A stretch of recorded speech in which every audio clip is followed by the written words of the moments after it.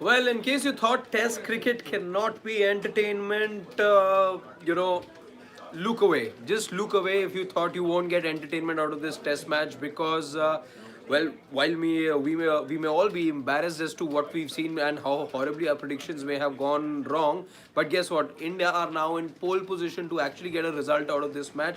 They have declared. India decided not even to use all their 10 batters, 9 down, and India have declared in Kanpur. They've asked Bangladesh to bat once more. Bangladesh were bundled out, remember, just about 2.5 hours away, and they've been asked to come out and bat once more. It's 4:40. You still have play time for another 20 minutes, unless, of course, there's another extension, which I doubt there will be. But expect this Indian team to go ahead and pick up those couple of wickets as well, because that's how good they've been, that's how tuned in, and that's how turned up they've been this whole morning, I would say this whole day. We didn't get any Test cricket over the last couple of days, but that didn't dampen the spirits of this Indian team, because beat the batters, beat the bowlers, well, everyone stepped up. Let's quickly, because we don't have a lot of time, there's just about another 5-7 minutes that you and I have at the moment to talk about what we just saw.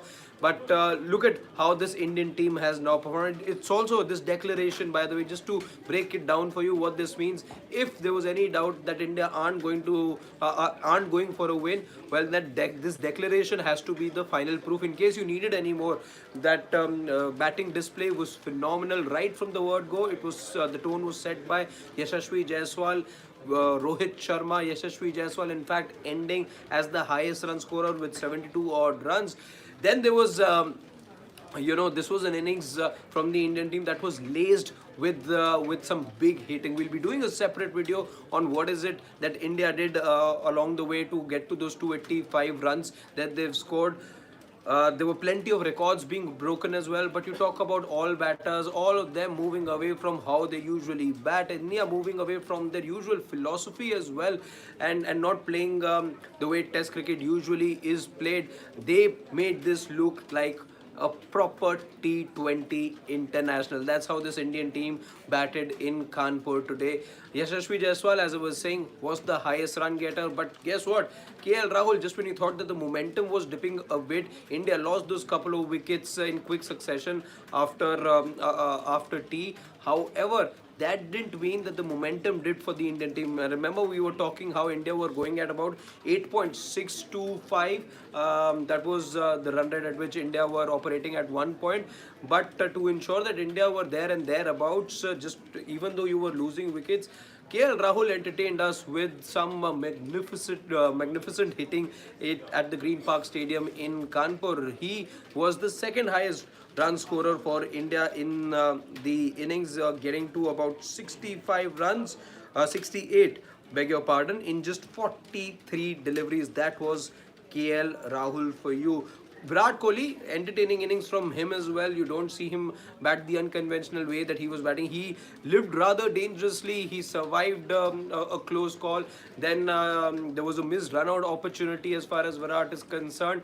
And like all good batters do, Virat Kohli did make the most of his chances, and he did get to 47 runs, ultimately being picked up by Shakib Al Hasan, who did snap a few wickets, 4 wickets for Shakib Al Hasan, the other successful bowler for Bangladesh being Mehdi Hasan Mira. So that's about the innings that we saw at hand right now from the Indian team. But let's talk forward.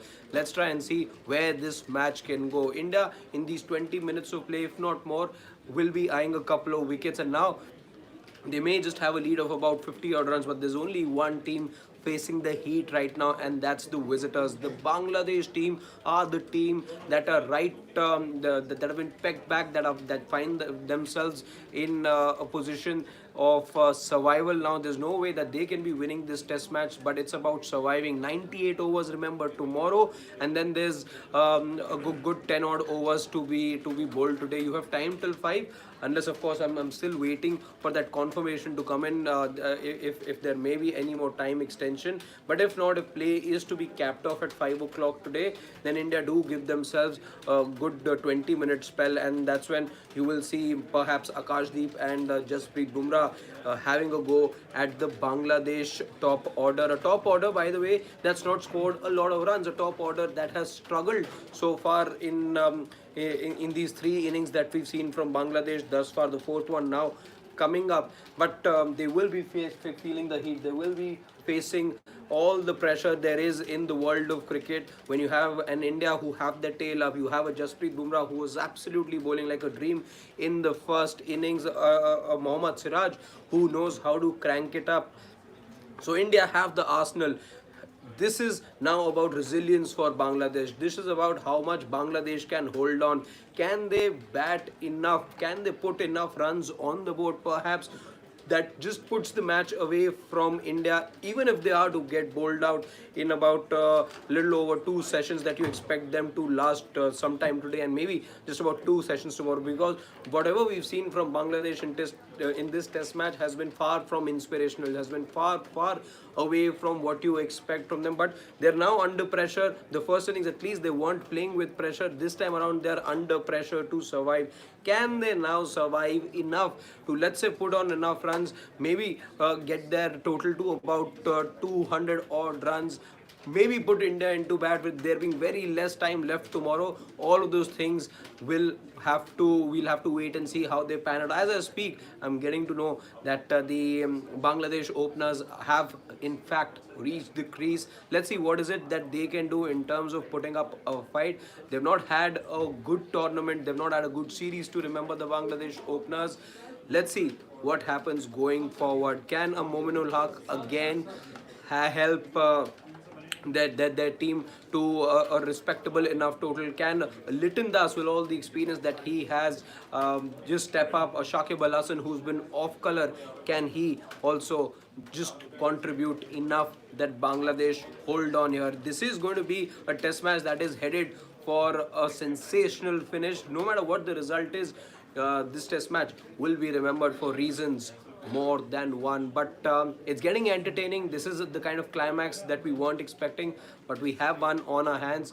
We'll be coming back in about rather very shortly, as soon as we're done with today's day's play.